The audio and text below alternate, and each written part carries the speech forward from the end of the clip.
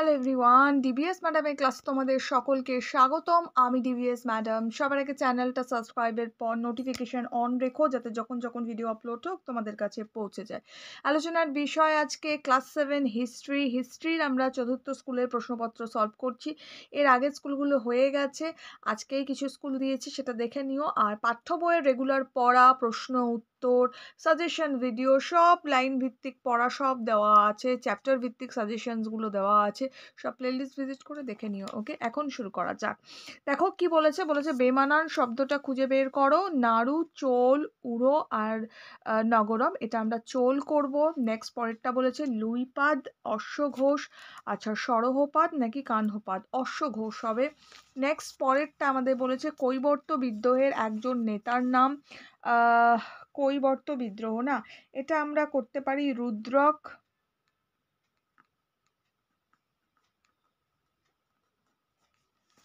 Next পরেরটা বলেছে দানসাগর গ্রন্থটি কার লেখা? দানসাগর গ্রন্থটি এটা বল্লাল সেনের লেখা, তো আমরা লিখব সেন রাজা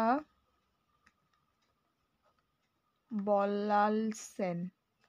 ওকে, নেক্সট পরেরটা আমাদের বলেছে দীপঙ্কর শ্রীজ্ঞান কে ছিলেন? এইভাবে লিখতে পারি, দীপঙ্কর শ্রীজ্ঞান তো একটু বড়ই হবে, ছোটর মধ্যে যদি আমি লিখতে চাই এভাবে লিখতে পারি, বাঙালি বৌদ্ধ আচার্যদের মধ্যে বিখ্যাত ও শ্রেষ্ঠ পণ্ডিত ছিলেন শ্রীজ্ঞান বা দীপঙ্কর শ্রীজ্ঞান। ঠিক আছে, আরেকটু লেখা যেতে পারে যে তিনি বিক্রমশীল, তারপরে ওদন্তপুরী, সোমপুরী মহাবিহারের আচার্য ও অধ্যক্ষ ছিলেন, এটাও লিখতে পারি। তিনি সোমপুরী আর ওদন্তপুরী বিক্রমশীল মহাবিহারের অধ্যক্ষও ছিলেন, এটুকু আমি অ্যাড করতে পারি। ওকে, নেক্সট পরের প্রশ্ন আমাদেরকে দিয়েছে যে গঙ্গাই কোন্ডচোল উপাধি কোন সম্রাট গ্রহণ করেছিলেন? গঙ্গাই যে কোন্ডচোল ছিল এই উপাধি গ্রহণ করেছিলেন প্রথম রাজেন্দ্র চোল, তো আমরা এটা এভাবে লিখতে পারি, চোল রাজ প্রথম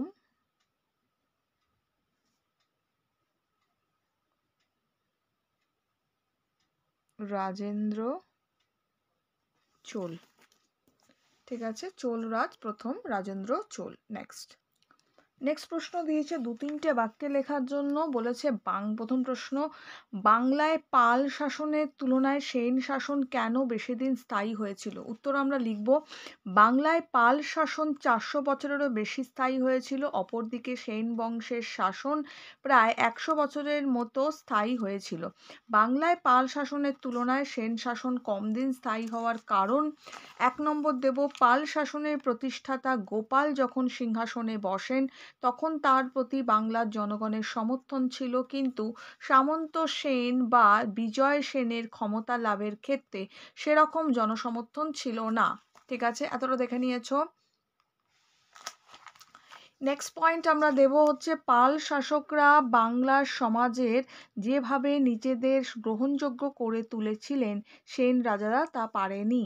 আচ্ছা, একটা কথা মাথায় রেখো, যদি 3 নম্বর দেয় প্রশ্নটার জন্য এতটা লিখবে, ঠিক আছে। যদি 2 নম্বর দেয়, এই প্রশ্নটা 2 নম্বরের আছে, 2 নম্বর দিলে সিম্পলি এখান থেকে স্টার্ট করবে, এখান থেকে এতটা দেবে, হ্যাঁ, যে বাংলায় পাল শাসনের তুলনায় সেন শাসন কম দিন স্থায়ী হয়েছিল বলে এটা লিখে দেবে পয়েন্টটা। ওকে, 2 নম্বরের জন্য। ঠিক আছে, আমি কিন্তু বড় করে 3 নম্বরের মতোই লিখিয়ে দিলাম, কারণ 3 নম্বরেও এটা আসে।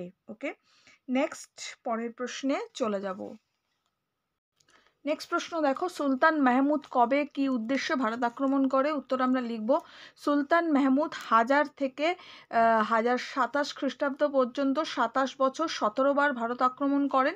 মাহমুদের ভারত আক্রমণের উদ্দেশ্য সম্পর্কে ঐতিহাসিকদের মধ্যে মতভেদ রয়েছে।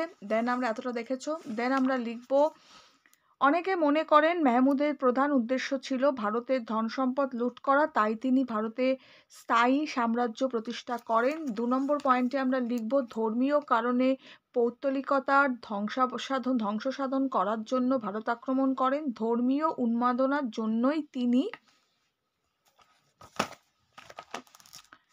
হিন্দু মঠ ও মন্দিরগুলি প্রতিষ্ঠা করেন। যদি ২ নম্বর থাকে এতটা পর্যন্ত লিখলেই হবে। ৩ নম্বর থাকলে আরেকটা পয়েন্ট দেবে। ঐতিহাসিক মোহাম্মদ হাবিবের সুলতান মেহমুদের আসল উদ্দেশ্য ছিল সোনা ও সম্মান অর্জন করা। এই জায়গাটা একটু গন্ডগোল হয়েছে, ঐতিহাসিক মোহাম্মদ হাবিবের মতে হবে।